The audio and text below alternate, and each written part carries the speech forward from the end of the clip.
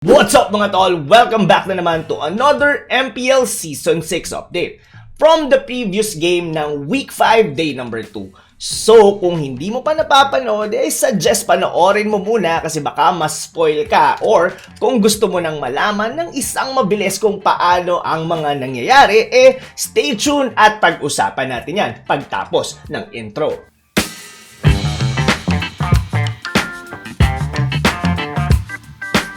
Welcome to Mobile Legends! Alright, ang paborito nating topic according sa iilan na dahil daw for the views, NXP solid lang naman ulit laban sa Blacklist International. For the views. Oy, hindi na ako may pagtalo sa inyo mga tol. Kung sa tingin nyo for the views tong video na to, then so be it. Basta ako, ginagawa ko yung mga videos natin kung ano yung gusto at yung mas magugustuhan nga ng mas nakararami. At siguro kung negosyo ang YouTube, bakit naman ako magtitinda ng ice candy sa Alaska kung wala namang bibili? Kung nagets mo yun, appear tayo tol. Pero syempre, going back tayo doon sa laban ng NXP Solid versus Blacklist International. Game 1 muna tayo. So anyway, by the way, this is gonna be not very fully detailed since sobrang haba nung laro na to. Almost umabot yata to ng 25 minutes kung di ako nagkakamali. And let's just point out kung ano yung mga nangyari dun sa laban na yon. Back and forth ang bigayan ng dalawang team na to, especially yung support Cyclops ni Captain Dexter na talagang nag-scale going into late game. And what sticks din with the Blacklist lead is yung turtle fight nila kadalasan nakukuha ng Blacklist International. And just not to rub it in as well, lahat ng Lord sa laban na to nakuha nila. Pero bakit natalo pa din ang Blacklist International regardless the objectives, the turtle and the Lord nasa kanila ng lahat? Well, NXP solid side lane lang naman sobrang sustainable. Hindi sobrang lakas pero hindi rin basta-basta. At si H2O, mabilis ang kanyang rotation in terms of pickup sa taas at sa baba, giving Aqua a very hard time na makapag-split push on his chow. Isa ito sa mga naging factor kung bakit na-hold ng NXP Solid at yung mga solo side lane ng Blacklist noong late game, medyo napipick off na sila either sa dalawa, si Edward at si Aqua. Isa to sa mga rason kung bakit halos 4v5 ang laban nila during the late game. Yes, nakuha ni Full Clip doon yung 4th Lord, pero honestly, MB could have taken it dahil nandun din naman yata yung Balmon kung di ako nagkakamali, pero they focus on the hero itself. Pero nung respawn ng Lord, siguro konting-konti lang yung diferensya. Kung nag-spawn ng mas maaga yung Lord, siguro mas na-shove ng Blacklist International yung NXP Solid. Yun nga lang, medyo na-delay ng konti and yung bottom lane minion wave is medyo lumusot. At doon tumalon si Rene J, finishing the game number 1. Okay, para naman tayo sa game number 2. This is the battle of two cores. H2O, laban kay Full Clip. Hindi naman to yung head-to-head na matchup, pero sila yung talagang aabangan mo rito kasi both of the cores talagang hindi. Sila yung talagang nag-scale, pumapatay, and even hindi rin namamatay. Ang naging difference nito is yung lane ni Rene J, winning on his Stamos against the Alice early to mid-game. Medyo kontrolado to ng NXP Solid. To be honest, this is an NXP Solid game to lose.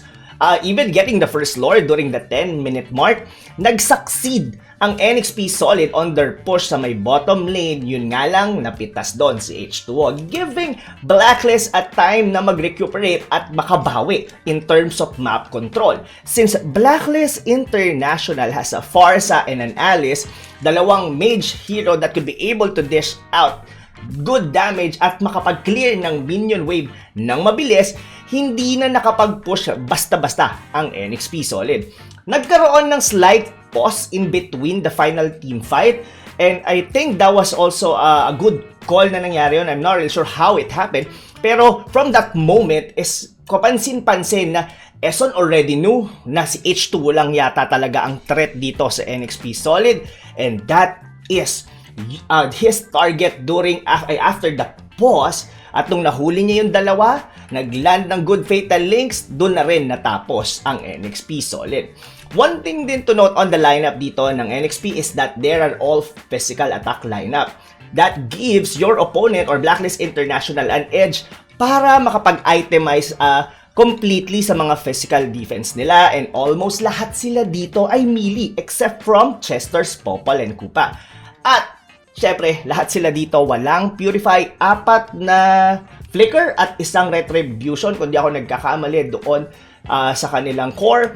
At napaka-rewarding yan para sa isang Atlas dahil mas magiging madali ang paghuli niya sa kanyang ultimate. Alright, game number 3, the Battle of Attrition. Bakit kanyo? Because of carry pick dito ng NXP Solid.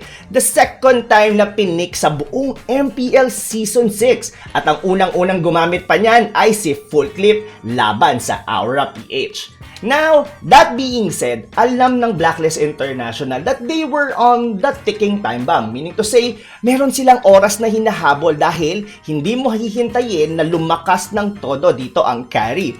Yun nga, like what I've said, kailangan nilang tapusin to ng maaga. Ang problema nahirapan sila na i-push yung pinakagitnang tore ng NXP Solid. And kung papansinin nyo rin, even Chester all throughout the game, halos laging siya yung namamatay.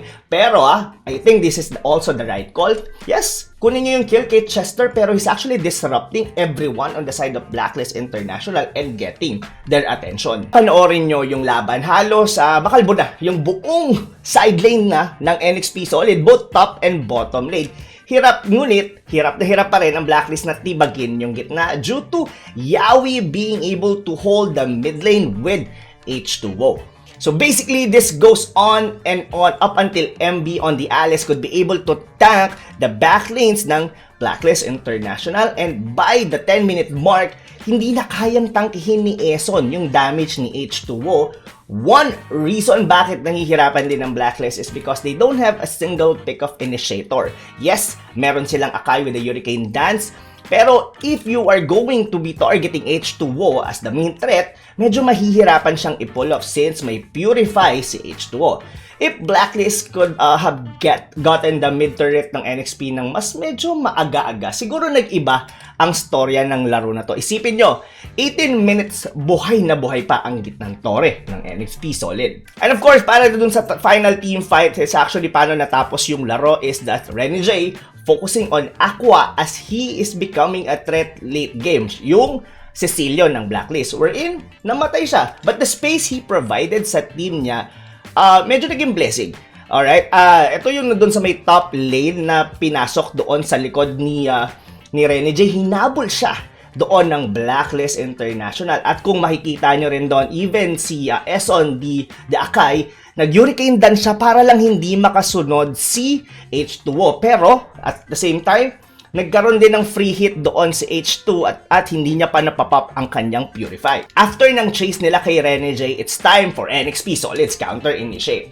In 4MB's Alice, nahabol niya yung backlane at medyo dahil hinabol nga nila si Renny J, nagkadikit-dikit sila doon at namatay agad yung dalawa. And H2O, free hit na siya the entire clash. Hindi pa naman doon na push ang Blacklist, pero in fact na nakahabol dito ang NXP Solid at the 50,000 mark after nang nangyari yung push sa mid lane, and the rest of Blacklist International was very deep on and are not even capable of running away from the team fight. Okay, magtungo naman tayo sa Signal versus BSB. Game number 1. The comeback of the tank ng Jawhead dito coming from Ben Sanity. Kung maaalala nyo, isa ito sa kadalasan na ginagamit noon hit ng Omega. A very good utility tank, kumbaga isa sa mga kicker ng Signal Ultra dito sa laro na ito ay si Imba DJ. On the Chango, holding the mid lane with Ben Sanity while Hades is just farming his way with this Roger. Hindi sila yung normal na parang trio na after na sumusunod lang kung saan nagagalaw dito ang kanilang Roger. Pero nasasaya, like what I said, sasama sa gank sa ibang lanes. Pero ginagawa ng Signal Ultra dito, hinuhold lang nila, hinahayaan nila yung Roger at hinuhold lang ni Imba DJ ang gitna. Signal Ultra is just picking the right team fight sa buong laro buong laban na to while pushing other lanes. By the 10-minute mark, wala ng tier 2 turret ang BSB while Signal buhay pa rin ang gitna nila, let alone yung kanilang mga tier 2 turrets both sa top at sa ibaba.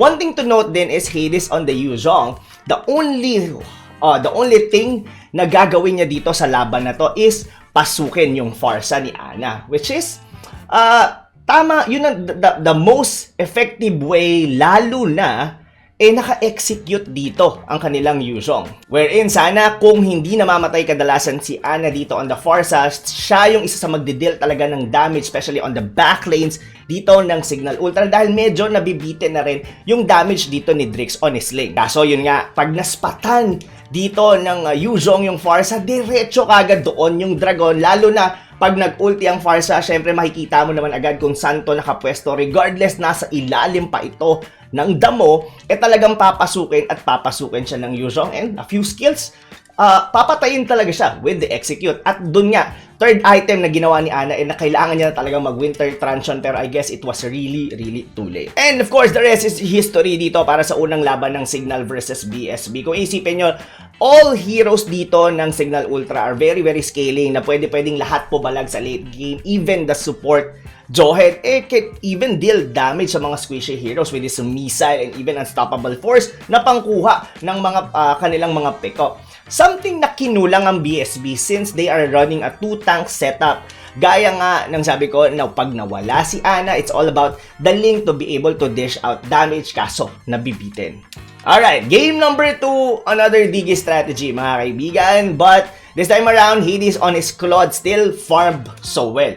So, honestly, wala akong masyado nang masasabi in terms of this kasi alam nyo naman na siguro itong strategy na to, it's been used weekly na ngayon since no ginamit ito ng Aura PH.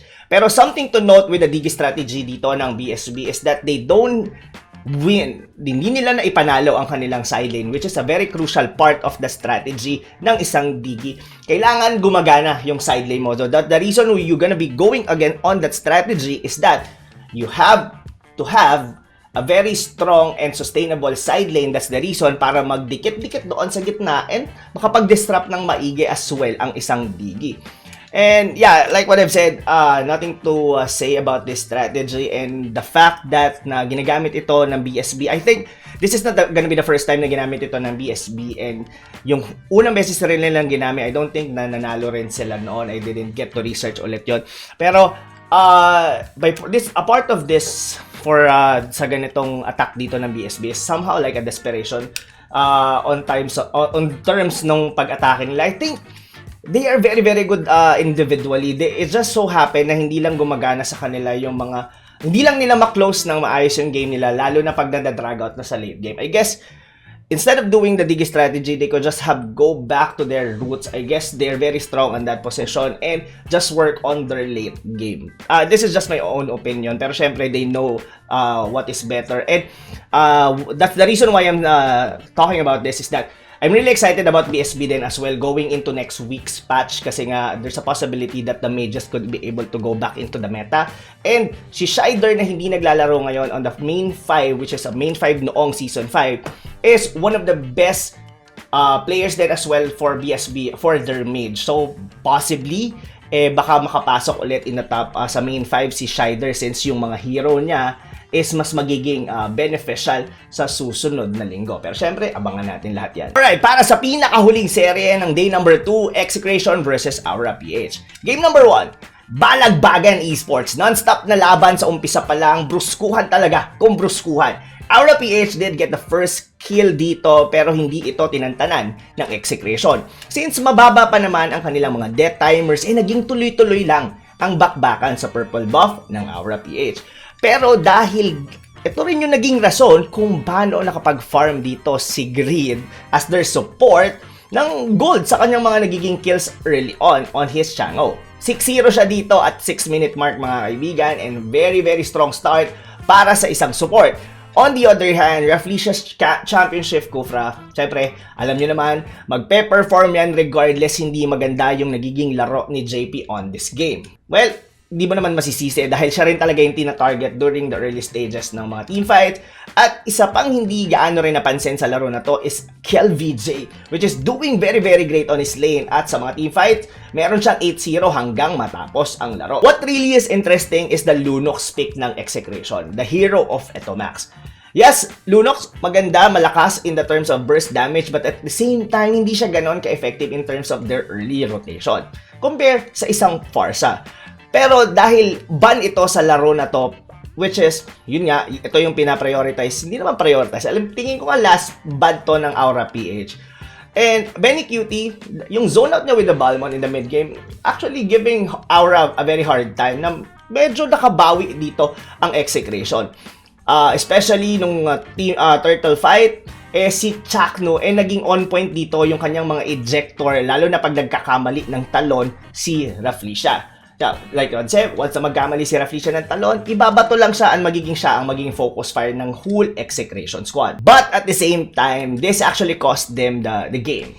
In such a part that yung Johead ni Chakno, siya kasi na yung pinaka-bin tank nila doon is hindi ito yung usual na nakikita mo kay Chakno na aggressive na mag-face check, umaangat talaga to provide vision for the whole execration. But at the same time, yung Johe din, medyo yung nag-cause sa kanila ng laro. I think they could have picked a better tank from this, pero I guess it's actually worked for them on the early game, pero hindi lang siya talaga ganon kagana during the late game. Kasi nung pag-face check ni Chakno doon sa may bandang orange buff, that is also the time na na-pick up siya. Potentially, Aura PH did get the Lord after that at nagtuloy-tuloy na up until natapos doon ang laro. Okay, para naman to sa game number 2. Well, I guess this is an experiment game para sa Aura PH. Still, another Lunox pick dito ni Atomax. Veil at Ruby naman para sa Aura PH. Ruby is quite promising early game lalo na kadalasan siyang sumasama agad sa early rotation sa may mid lane. Aura PH getting the early game to almost bleeding out execration, an 8-0 score before 7-minute mark. Even Etomax dying 4 times. But of course, Hate with the Cloud is also unstoppable in terms of farming. The first mistake na nagawa ng Aura PH dito is the overextension ni JP on the purple buff ng execration, giving the kill doon sa may Khalid. At kung iisipin mo, medyo lamang na yung Aura PH dito in kills, pero ang gold difference la is only 2,000 at this point. Now, medyo nung mid-game, nabasa na ni Chakno on how and actually on who to target, and that is yung Veil ni Greed. Na talaga namang buset na buset yung execration squad kasi the mass crowd control, yung mga hangin, yung mga buhawi, talagang nahihirapan na gumalaw sa teamfight ang buong execration. Yung huli kay Greed doon sa may bandang gitna did cost them the game as execration able to pull off a turret push doon sa ibaba and eventually killing Kilwash and RAFFLESIA. Well, buntik na rin doon si JP, pero dahil doon nakatakas pa naman siya. Yun nga lang nakapag-lord ng safe ang execration. Sa final team fight naman, ang ganda naging position dito ni Chakno, pulling a good pick-off kay JP and finishing the game. From there, hindi na masyado nagmatter ang Yuzhong dito ni KLVJ as the damage coming from Hate is too much para tangkihin niya. Hindi niya na nga kayang puntahan yung backlanes dito na execration dahil hindi pa enough yung kanyang farm. In short, hindi gumana yung Veil dito going into mid-game. Yes, early game, I think okay naman siya, pero ramdam mo pa rin talaga yung lambot ng hero na to. Pero what I'm excited about the Veil is mababuff siya next week's patch, so baka mas makakita pa tayo ng mga Veil going into week number 6 sa MPL. And so far ngayon, 0% pa rin ang kanyang win rate, even ginagamit siya ng mga top teams natin such as ng Brent and even Omega. Napapansin nyo ba, yung mga top tier teams natin na to, madalas sinasama nila tong Ruby at Veil? Who knows? Baka may mga iba pa tayong makita going dito sa mga susunod na linggo ng MPL. Alright, para naman sa huling-huling game natin dito ng yung game 3 para sa execration versus Aura PH. I guess this is a very somehow outdraft, to be honest. Selena at Uranus na-open para sa kanila. Of course, execration banned the Digi dahil ayaw na nila uling maulit yung nangyari sa una nilang paghaharap. Pero what surprised me is that they opened the Selena and let alone binigay din nila yung Uranus. As their first 2 picks are Khalid and Hilda, maybe sinubukan nilang i-deny pick dito si RAFFLESIA since alam ko ban din dito yung KHUFRA and the Atlas. Sinubukan nilang kumuha ng hero na ginagamit ni RAFFLESIA. That's the reason why he had to use high loss. But RAFFLESIA's hero here is not the highlight ng laro. Kundi yung mga pana ni Greed that almost landing to anyone, at ang pinakamasakit is pag kay Hate tumama. Given na walang purify yung Claude sa laro na ito, I somehow commend the early sacrifice din ni Chakno dun sa may purple buff, getting all the traps ng Selena para pabagalin ang rotation nila JP, the YSS. Pero hindi rin siya ganon nag-matter dahil at the end of the day, nag-15-0 pa rin naman dito si JP. Still, Execration doesn't have a good minion wave clear to at least delay the early snowball ng aura. And gaya nga sabi ko, si Etomax dito, still nakalunox pa rin siya for the third time in a row. And what I'm really thinking is, they should have prioritized Etomax Hero instead of the Hilda sa first 2 picks.